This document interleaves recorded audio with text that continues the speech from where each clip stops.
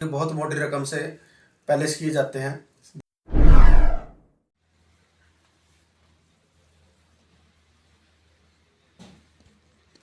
नमस्कार दोस्तों, आप देख रहे हैं अम्बाला कल्चर न्यूज़। और जैसे कि हम बात करें नगर निगम चुनाव के, जो सबसे जो भाग दौड़ तेज हो रही है, नगर निगम के अंदर माहौल जो है सबसे, और वार्ड नंबर 3 से हमारे बीच में साधन टास्क फोर्स के जो देवीराम जी, जो किसी चेहरे के मोहताज नहीं, आइए हम उनसे बातचीत करना चाहेंगे कि वार्ड नंबर 3 से जो अपने प्रत्याशी होने के और दावे के कारण। श्री राम जी, देवीराम जी, जैसे कि वार्ड नंबर 3 के अंदर वैसे तो आप किसी चेहरे के मोहताज नहीं, और वैसे भी एक सनातन धर्म टास्क फोर्स के, और आपकी वैसी समाज से भी, जो समाज के अंदर बहुत आपकी काफ़ी जो है देखने को सहयोग मिलता है। और अब देखने जा रहा है कि अब वार्ड नंबर 3 के अंदर जो आप नगर निगम के चुनाव को लेके जो आपकी तैयारी चल रही है, जो मेन आपको उद्देश्य क्या है? देखो, सबसे पहले तो सभी को जय श्री राम। और आप भाई यहाँ तक पहुँचे, आपका भी बहुत बहुत धन्यवाद है। देखो, जिस प्रकार से आपको पता है कि हम सनातन टास्क फोर्स के माध्यम से मैं राष्ट्रीय अध्यक्ष हूँ और समाज की दिन रात हम सेवा करते हैं। और भगवान श्री परशुराम गौशाला का भी मैं प्रधान हूँ। लगभग 10 साल से हम रन कर रहे हैं उसको। और ट्रांसपोर्ट एसोसिएशन जो हमारी ये भी सेवा का ही माध्यम है। सभी ट्रांसपोर्ट एसोसिएशन हमारे अम्बाला के जो है उनका मैं अध्यक्ष हूँ। तो हम समाज की सेवा तो कर ही रहे हैं। हम सोचते हैं कि राजनीतिक पहलू से भी समाज की सेवा की जाए, और उसके लिए मैं अपने सुपुत्र श्री साहिल के लिए मैं अपने टिकट मांग रहा हूँ अपने बीजेपी से, क्योंकि हम सनातनी हैं और हम एक हिंदू राष्ट्र की जो मुहिम चला के रखते हैं। तो उसकी कड़ी में कहीं ना कहीं हमारा भी योगदान हो।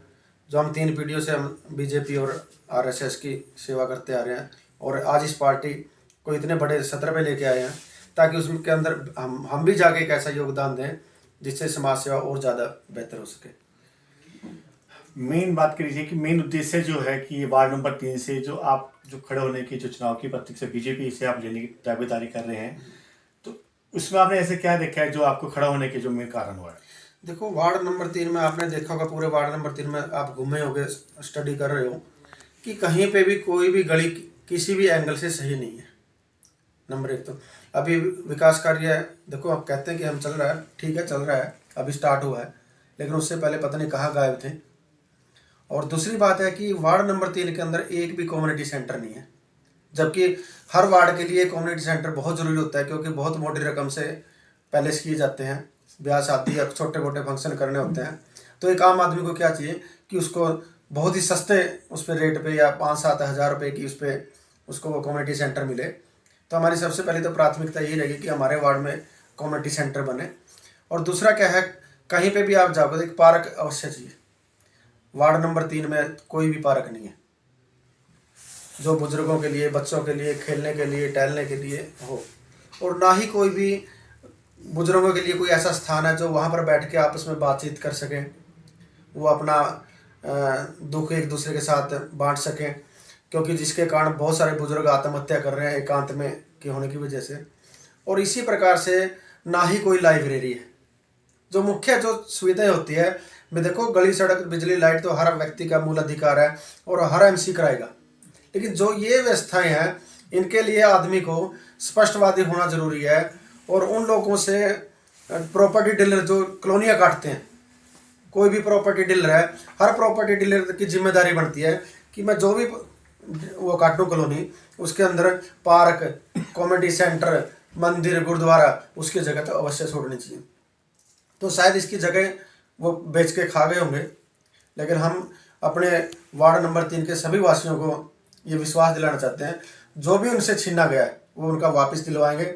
चाहे वो हमें आपस में इकट्ठा करके जैसे सामाजिक कार्य करते हैं, लोगों से मांग करके हमने कम्युनिटी सेंटर बनवाना पड़े, पार्क की जगह छुटवानी पड़े, किसी श्याम दंड में जो भी हमें अपनाना पड़ेगा, बड़े से बड़े अधिकारी के पास, बड़े से बड़े नेता के पास जा करके, तो हम ये सुविधाएं अपने वार्ड नंबर 3 की जो जनता है उनको देना चाहेंगे।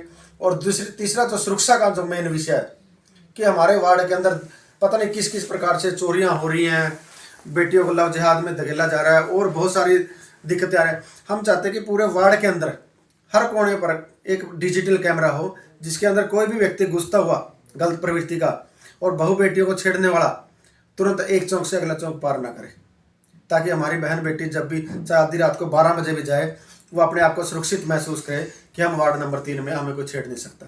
तो ऐसी ऐसी चीज़ें जो मेन चीज़ें हैं, और हम क्योंकि इसलिए हम करें क्योंकि हमें पता है हम समाज में सारा दिन रहते हैं।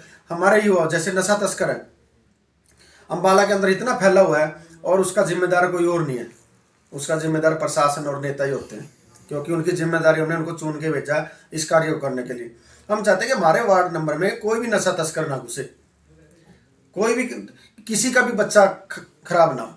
क्योंकि आपने देखा होगा, क्योंकि हम तो ग्राउंड लेवल पे काम करते हैं, 7वीं 8वीं 9वीं 10वीं के बच्चों को जबरदस्ती नशा करवाया जा रहा है, कर नहीं रहे, करवाया जा रहा है। वो नशा जिहाद चल रहा है, वो हमारे देश को तोड़ने के लिए, हमारे समाज को तोड़ने के लिए कार्य हो रहा है। तो इन सब चीज़ों को हम तभी कंट्रोल कर पाएंगे जब हम एक राजनीति पैलर में जाके जो मुख्य जो जिसके लिए चुना जाता है, जिसकी ड्यूटी बनती है, ताकि वो व्यक्ति हमारा त्रासा हुआ बच्चा जो दिन रात गौ सेवा कर रहा है, नशे पे काम कर रहा है, लगभग हमने 200-250 बच्चों को नशे से छुड़वाया, और हमारी पूरी टीम पूरे अम्बाला में, यहाँ वार्ड नंबर 3 में नहीं, पूरे अम्बाला में काम करती है।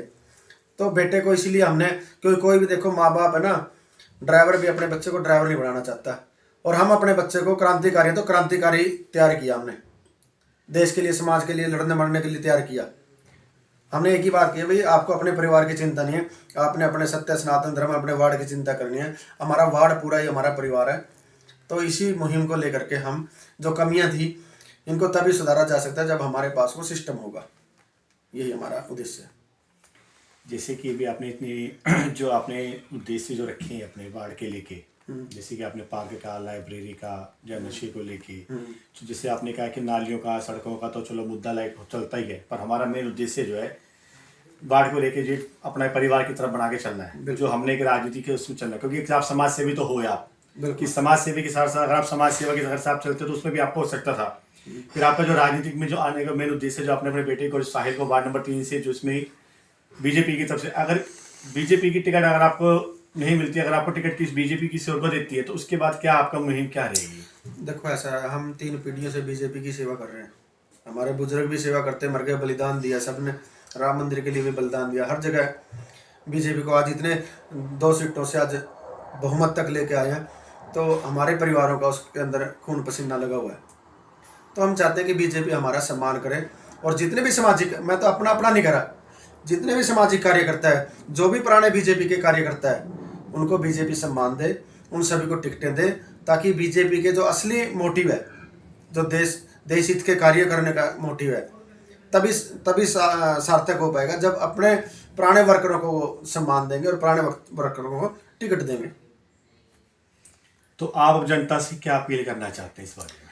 हम तो जनता से एक अपील करना चाहते हैं, बाई कैंडिडेट कोई भी हो, किसी भी पार्टी से हो, चाहे वो आज़ाद हो, चाहे वो बीजेपी से हो, चाहे किसी भी पार्टी से हो, अगर उसका व्यक्तित्व अच्छा है, अगर वो समाज सेवी है, तो आप उसको चुन कर भेजें, ताकि वो आपके जो उम्मीदें हैं उन उम्मीदों पे काम कर सके। क्योंकि बहुत सारे अक्सर लोगों की बात आती है कि लोग ना वोट नेता बनने से पहले कुछ और वादे करते हैं, और बनने के बाद कुछ और रवैया होता है। जो सामाजिक कार्यकर्ता होगा उसका रवैया बनने से पहले भी ऐसे ही होगा और बनने के बाद भी ऐसा होगा, क्योंकि उसके खून में समाज सेवा है। जैसे अगर आपको मान लीजिए कि जनता का प्यार मिलता है, अगर आपको टिकट मिल जाती है, अगर आप वार्ड नंबर 3 के प्रत्याशी बन जाते हो, अगर वो अच्छी बहुमत से अगर बनते हैं, जैसे कि अपनी आपने किया वादे की बात की, दावे तो हर कोई करता पर कोई निभाता नहीं है, पर क्या आप अपने वादे और दावे पूरे करेंगे? हम रिकॉर्ड तोड़ेंगे, हम लोगों को महसूस कराएंगे कि योगी यूपी में नहीं, योगी अम्बाला में है। हम तो इतना कह सकते हैं। देखो वादे राजनीति लोग करते हैं, हम वादे नहीं कर रहे, हम तो एक दृढ़ निश्चय कर रहे हैं। हमारा तो निश्चय ही है, हम तो दिन रात इसी पे काम कर रहे हैं। आप देखते हो कि एक गौशाला जो हमने रनवे पे लेके आए हम पूरे अम्बाला में, सिर्फ एक मात्रा हमारे भगवान परशुराम गौशाला, जिसमें देसी गौवंश है, और आप जाके देख लो, कहीं आपको एक तिनका भी कीचड़ का मिल जाए, किसी गाय को कोई असुविधा हो, क्योंकि हमें पता है कि हम गाय को माता मानते हैं और माँ समझ के उसकी सेवा करते हैं। उसी प्रकार से हम अपने वार्ड को एक परिवार मानते हैं। हम नेता नहीं दे रहे वार्ड को, हम बेटा दे रहे हैं, और बेटा कभी भी अपने माँ बाप के साथ, अपने भाइयों के साथ कभी भी गलत नहीं करेगा। देखिए, जैसे कि आज हमने देवराम जी से वार्ड के बारे में इनसे बातचीत की, उन्होंने अपने मुद्दे जो बताए हैं, और उन्होंने जो कहा कि हम वार्ड के अंदर काम करेंगे, परिवार की तरफ मान के चलेंगे, और जो वादे नहीं, हम दावे नहीं, हम पूरा निश्चित रूप से अपना कार्य करके दिखाएंगे। और ये अपने ही जो उनके अगर जनता और प्रशासन को बीजेपी से टिकट मिल जाती है, जनता को चुन के अगर लेके आती है वार्ड के अंदर, जो इनके अंदर की जो मुहिम है, जो इनके अंदर जो चल रही है अपने वार्ड को बनाने के लिए और वार्ड के अंदर पूरे नित्यनेम से खड़े होने के लिए। आइए इनसे फिर बाद में मिलते हैं, जब तक के लिए ब्रेक के बाद फिर मिलते हैं ऋषि सचदेवा के साथ।